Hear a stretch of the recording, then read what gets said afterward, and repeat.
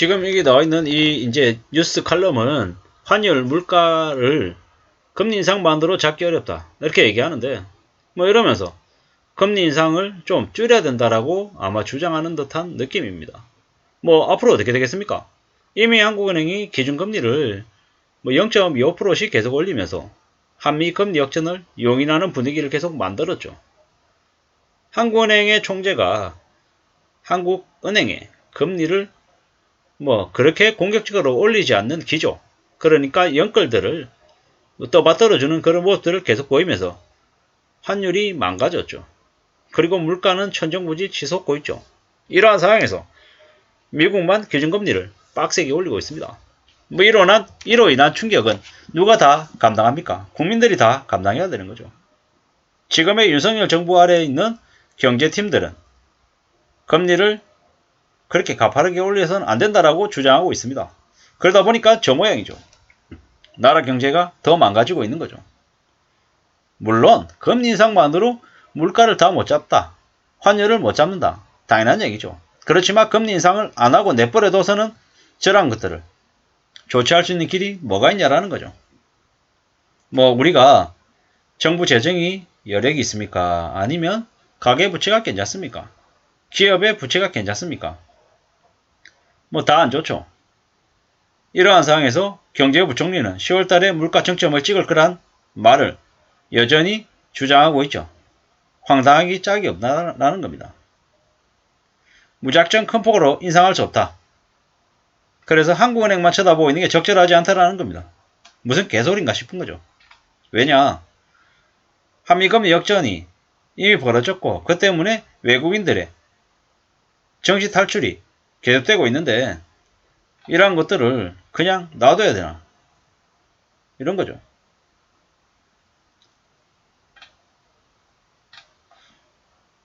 수입이 원자재 식량 중심이라서 줄이기 어렵다라고 얘기하는데 뭐 안 좋은 상황인 거죠.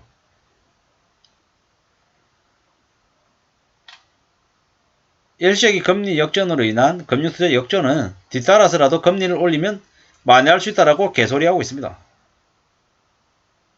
뭐 온 국민들의 동참이 필요하다. 무슨 동참요? 무슨 동참? 그냥 되게 어이가 없는 건 국민들에게 더 많은 희생을 하라고 강요하고 있는 칼럼 같습니다. 어처구니 없죠? 어처구니 없습니다. 돼지고기, 쇠고기, 밀, 콩, 옥수수 이런 것들 수입이 되게 많이 늘었다라는 거죠. 육류 과잉 섭취로 대장암 세계 1위 국가가 한국이다. 뭐 그러다 보니까 쌀이 남아들어가지고 가격이 폭락하고 난리다. 육류 줄이고 쌀 더 먹자라고 얘기하는 거죠.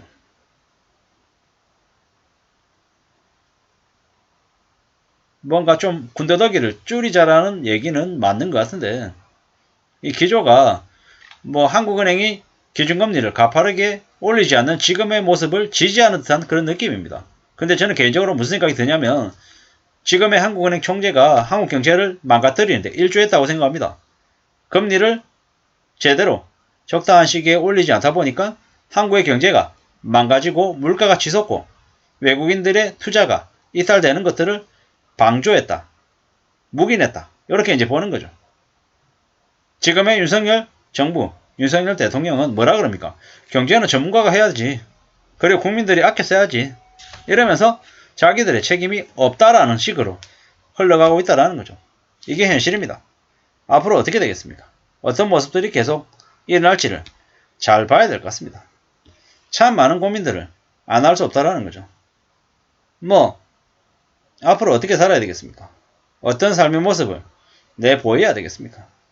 이 생각, 저 생각, 여러 가지 생각들을 안 할 수 없다라는 말씀을 드립니다.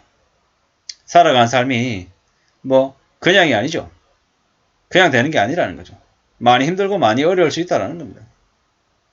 뭐 근데 지금 현재 더 우려스러운 건 지금의 정부가 지금의 힘들고 어려운 저 경제 상황을 예의주시하고 있지 않는다. 한국은행에 일하는 한국은행 총재가 대한민국의 경제를 물가를 최우선으로 챙겨야 되는데 그러한 것들을 챙기지 않는 것 같다라는 거죠. 그런 생각들이 더 들어서 더 염려가 됩니다. 살아가는 삶을 좀 제대로 대응할, 잘 챙길 그런 의지가 없는 것 같다라는 생각을 합니다. 뭐 제 착각이면 다행인데요. 그러지 않을 것 같은 거죠. 왜 이렇게 대한민국은 이렇게 경제적인, 정치적인 리더십을 가지니까 이렇게 없는 걸까요? 이런 생각들을 해보면 좀 되게 씁쓸하고 되게 충격적일 뿐입니다. 별로죠, 별로. 뭐 이럴까 싶은 거죠. 좀 괜찮으면 좋겠는데, 삶이 좀 나아지면 좋겠는데, 안 나아질 것 같은 거죠. 앞으로 더 어려울 것 같은 거죠. 더 힘들 것 같은 거죠. 왜냐? 지금의 경제 상황에서는 이러한 힘들고 어려운 상황들을 예의주시하고 책임감을 가지고 좀 대응할 만한 그런 리더들이, 실무자들이 안 보이기 때문인 거죠. 그저 자기들 배부리고 자기들 헐짓거리하고 자기들만 잘 먹고 잘 살겠다고 작당하는 쓰레기 같은 인간들이 차고 넘치기 때문에 한국의 경제가 더 암울해진다라고 봐야 되는 거죠.